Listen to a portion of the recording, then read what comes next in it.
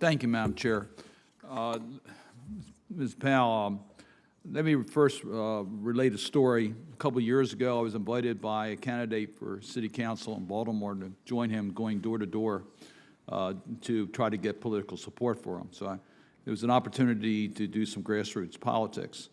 Every house that we had knocked on the door where someone answered the door, the question they raised were water prices and the affordability of water from our public utility. And you mentioned that in your testimony. And obviously, and Secretary Advisor, you're absolutely right, there's a tremendous shortage in the modernization and replacement of our water infrastructure. And the pressure on the ratepayers make it virtually impossible to make the type of investment through the ratepayers that are necessary to make those improvements. But we're stuck with the current circumstances where these rates are way too high on affordability. Now, we have the LIHEAP program for other utilities, and you mentioned in your testimony, Mrs. Powell, that you've used the COVID relief funds that were provided under HHS, and the bipartisan infrastructure bill contained a provision that I sponsored with Senator Wicker and Senator Stabenow to allow us to develop a pilot program on affordability with help for those that cannot afford it.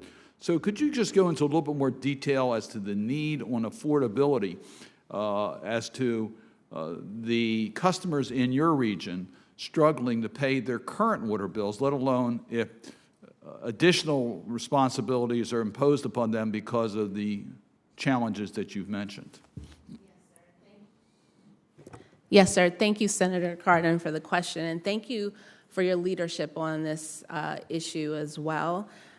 Since the start of the pandemic, WSSC Water has applied over $10 million in financial assistance to 5,500 customers through a variety of federal and state funding sources, including $3.75 million just from LIHWAP alone, which has helped over 4,000 customers. So the federal low-income household water assistance program has been another opportunity for us to assist customers that have needs. And as I said, those needs existed before the pandemic because rates have been increasing, and they will continue to persist after. Right now, we have over 90,000 customers that are behind on their water bills, leaving more than 51 million in arrears.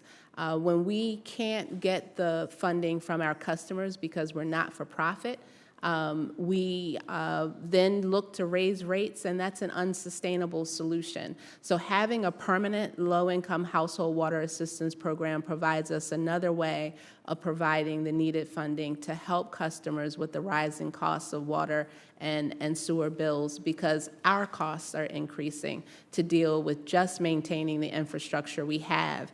And new regulations that require us to invest billions of dollars will further add to that financial burden. And Secretary Advisor, you mentioned the concerns on the ratepayers in North Carolina. Do you have a similar concern about the affordability in your state? That is something we think about a lot. We want to make sure that water is affordable. This is something that we think about in the context of PFAS as well. I gave the example of the Cape Fear Public Utility Authority. Their customers are now paying an extra $70 per month, per year, $70 per year to pay for that treatment system. So we are thinking about this all the time and looking at how do we make sure that everybody's at the table to help so that the ratepayers don't shoulder the entire burden. Ms. Powell, I mentioned my thanks for being willing to join the task force in regards to the Baltimore system. The WSSC is a model governance. It has worked extremely well among the Maryland, Washington, and suburb counties. It just is well supported and respected by all the jurisdictions. The Baltimore system is one that's based upon the city's management, which has been historic, goes back hundreds of years. So we have serious problems at Back River, as I'm sure you are aware, in Patapsco. And I just hope that you can add some expertise as to how we can have a structure that can provide the future needs for the customers in the Baltimore region that depend upon the Baltimore Water Authority. Yes, sir, and I'm looking forward to lending my expertise and working with the entire task force to ensure that the city of Baltimore has the structure that it needs for the water and wastewater utility, which is a regional utility and also among the top 10 largest in the country. I started my public sector career as the Bureau Head of Water and Wastewater for the city of Baltimore, so I know the operation well and I know many of the challenges, and I think those have only become more difficult over time. And I do see that the city of Baltimore is now starting to receive funding as well from IIJA, and I hope that the work that we do helps to inform how those funds should be spent going forward. Thank you. Thank you, Madam Chair.